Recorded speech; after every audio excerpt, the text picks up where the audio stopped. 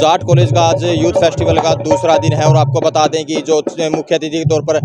जिला परिषद के चेयरमैन दीप मलिक जखोली पहुंचे हैं, तो उनसे जानेंगे कि क्या कुछ मैसेज बच्चों के लिए रहेगा और इतना बड़ा आयोजन है जो आज जाट शिक्षण संस्थान में हो रहा है, इसके लिए क्या कुछ कहना चाहते हैं। जी, सबसे पहले तो थैंक यू अपने सारे जाट शिक्षण संस्थान के प्रशासक और पूरी कमेटी, इनका धन्यवाद कि इन्होंने मेरे को इस काबिल समझा, यहाँ पे आज बुला के जो मान सम्मान दिया। और रही बात कि हमारे लिए सौभाग्य की बात है कि ऐसे ऐसे प्रोग्राम लगातार हमारे संस्थानों में होते रहे, जिससे हमारी संस्कृति को बढ़ावा मिले और हमारे शिक्षण संस्थान ऐसे प्रगति करते रहे।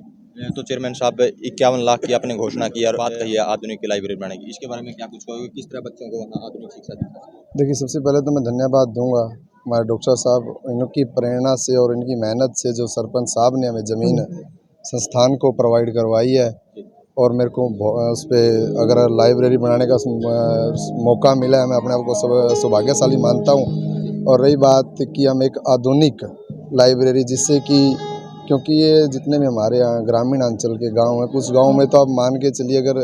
हम इसी गांव की बात करें जुलानी खेड़ा की, वहाँ बस की भी सुविधा नहीं है, तो बच्चों को शहर तक आने में बड़ी समस्या आती है। इसको लिए जो डॉक्टर साहब ने पहल की है, इनका धन्यवाद। और मैं इसमें सौभाग्य है कि मेरे को इसमें कोई थोड़ी सी आहुति डालने का मौका मिला। तो सर आप क्या कहोगे, जैसे आज मुख्य अतिथि दीप मलिक जखोली जी है चेयरमैन साहब और एक जुलानी खेड़ा के सरपंच ने जो आधा एकड़ जमीन दी है उसको? मैं तो दोनों तरफ से धन्यवादी हूँ, नरेंद्र भाई सरपंच का भी, और जो उससे भी ज़्यादा जो जिला हमारे चेयरमैन हैं, तो उनके जो दीप मलिक जी हैं, उन्होंने एक ऐसा काम किया है जो शिक्षा के क्षेत्र में, जो कि ग्रामीण अंचल में बड़ा ही ज़रूरी होता है। क्योंकि शहर में कोई चीज़ बनाना बड़ा आसान होता है, लेकिन ग्रामीण अंचल में जो उसका एक भरपूर, जो हमारा जैसे कैथल है ग्रामीण एरिया है, और उसमें अगर ग्रामीण अंचल की बात करते हैं, जैसे कि रिसेंट में ही हम कहेंगे कि चौशाला गांव से जो अभी HCS अलाइड में निकली है अंजू लड़की, तो उस जैसी और जो प्रतिभाएं हैं निखर के सामने आएगी, जो कि एक दीप जलाने का काम किया है और अपने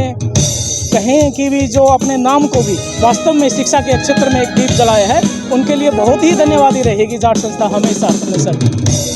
तो सरपंच साहब आप क्या कहोगे, आधा एकड़ जमीन आपने जाट शिक्षण संस्थान को दी?